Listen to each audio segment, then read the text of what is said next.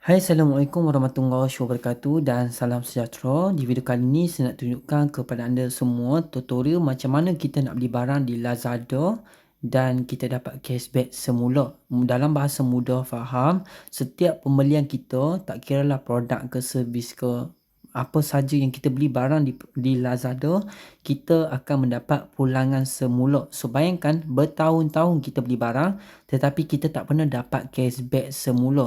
Dalam bahasa mudah, contohnya kita masuk Lazada.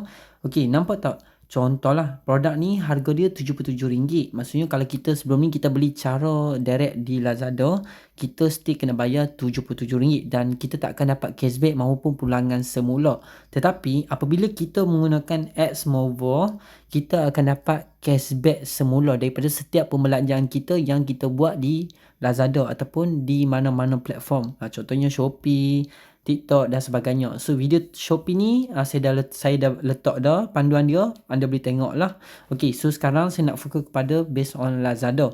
Okey, pertama anda kena ada Xmovo. Nanti yang belum ada boleh pergi download terlebih dahulu.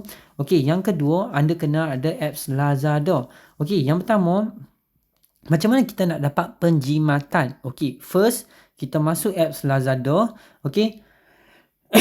Cara pembelian semua tetap di platform masing-masing. Still beli dekat Lazada. Cuma kita nak dapat penjimatan. So, macam mana tu cara dia? Okey, masuk dekat Lazada.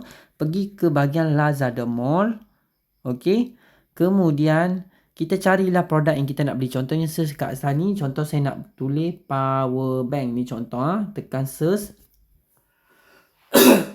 Okey, contoh. Ini adalah contoh saja. Okey, power bank yang saya nak beli adalah power bank ni. Contoh ni power bank ni. Kita tekan gambar produk ni. Okey, kemudian anda scroll ke bawah. Nampak tak dekat atas ni ada bahagian share. Okey, sebelah love ni. Tekan share. Kemudian kita tekan copy link. Copy link Okey.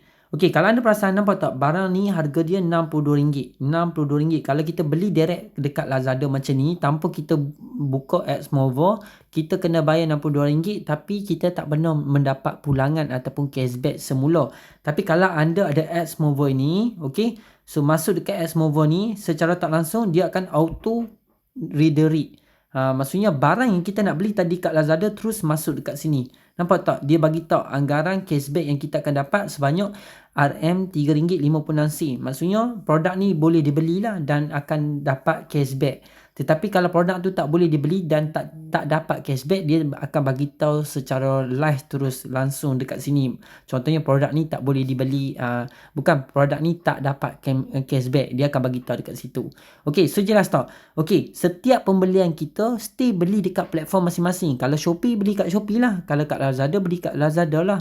Cuma beza dia sebelum ni kita beli barang, tak kira barang tu RM10 ke ratusan ringgit ke maupun ribuan ringgit, kita tak pernah dapat penjimatan. Yang bestnya dekat sini, bila anda pakai Xmovo, anda akan mendapat pulangan semula iaitu penjimatan. So, bayangkan kalau hari ni kita beli 2 ke 3 jenis produk, kita dah boleh dapat penjimatan sehingga RM10 ataupun RM20. So, lagi mahal lah produk tersebut, lagi banyaklah penjimatan yang kita boleh dapat. So, apa yang kita boleh buat dengan penjimatan ni? Kita boleh withdraw semula, pergi ke bank kita maupun jadikan simpanan kita ataupun buat pembelanjaan semula. Okey. So, dalam bahasa mudah, cashback ni akan masuk di dalam Xmovo dan anda boleh withdraw serendah RM10. So jelas tak? Okey, kalau nak beli tekan je beli di Lazada.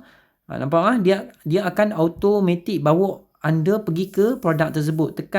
Tekan buy now terus buat check out. So secara tak langsung dekat Xmovo ini, dia akan tunjuk proses apa semua dan sebagainya. So macam mana kita nak tahu? Nanti pergi ke bahagian pendapatan.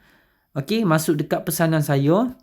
So dia akan bagi tahu lah kalau produk tu dah selesai ke belum apa semua, dia akan beritahu kat sini cashback yang kita akan dapat. Contohnya macam ni saya beli kat Shopee, saya dapat RM4.26, RM2.15. So ini adalah cashback yang saya terima. Kalau nak withdraw tekan je keluaran. Serendah RM10 dah boleh withdraw. So itulah sikit sebanyak cara macam mana kita nak dapatkan penjimatan di dalam platform Lazada. Okey. So kalau nak beli di Shopee, tengok video tutorial cara beli barang di Shopee untuk dapatkan cashback. Kalau di Lazada, tengok video sekarang ni. Itu saja saya nak share kepada anda semua.